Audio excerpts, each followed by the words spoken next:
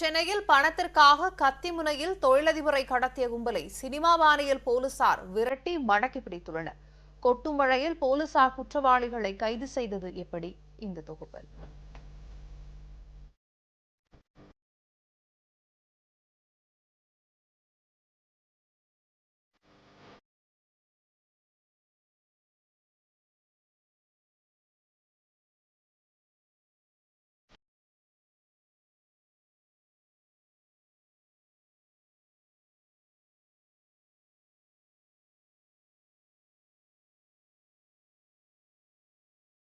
James bond பட பாணியில் காரின் முன்னால் தொற்றியவாறு அதிரடி ஆக்ஷனில் இறங்கிய போலீசார் குற்றவாளிகளை பல கிலோமீட்டர் தூரம் விரட்டிச் சென்று பிடித்துள்ளனர். சென்னையில் மழை கொட்டிய தருணத்தில் நடைபெற்ற இந்த கார் சேசிங்கின் இறுதியில் கடத்தல் கும்பல் சிக்கியது எப்படி?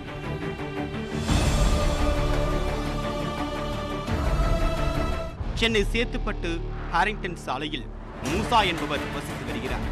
காவல்துறையில் உதவி ஆய்வாளர் பணியிலிருந்து நீக்கம் செய்யப்பட்ட அவர் தொழில் அதிபராக வலம் வருகிறார்.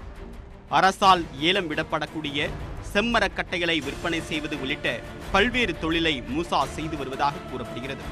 கடந்த ஞாயிற்றுக்கிழமை மதியம் ஈசிஆர் சாலையில் உள்ள தன்னுடைய மகன் பஷீர் வீட்டுக்கு சென்றுவிட்டு சேத்துப்பட்டுக்கு திரும்ப ஆயத்தமானார்.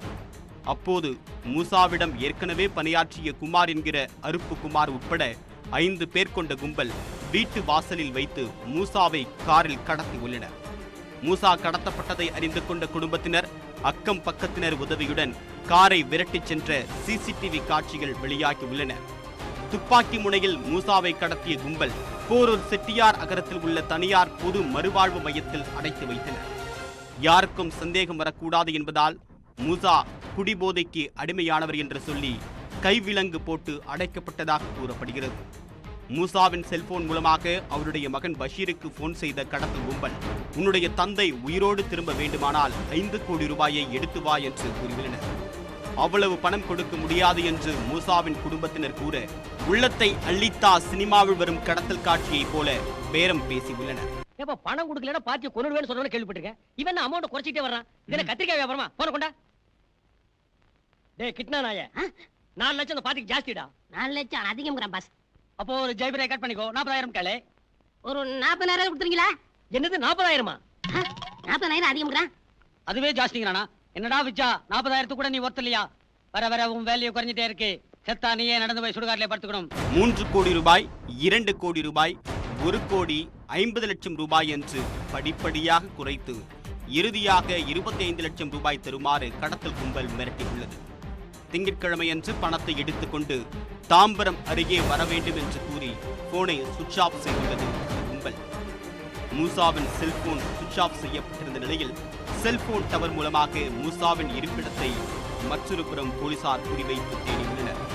செவ்வாய்க்கிழமை அன்று மீண்டும் மூசாவின் செல்போனில் இருந்து பேசிய கடத்தல் கும்பல் எழும்பூர் அருகே 25 லட்சம் ரூபாயுடன் வருமாறு மிரட்டியுள்ளனர். பிணை தொகையான 25 லட்சம் ரூபாயை பணத்துடன் போலீசாரும் மூசாவின் மகன் பஷீரும் எழும்பூர் அல்சாமால் அருகே தயாராக இருந்தனர். அங்கு மூசாவுடன் காரில் வந்த கடத்தல்காரர்கள் பணத்தை பெற முயற்சி செய்த போது மறைந்திருந்த போலீசார் எழும்பூர் கோஆப்டெக்ஸ் சிக்னல் அருகே சினிமா பாணியில் விரட்டி பிடித்தனர்.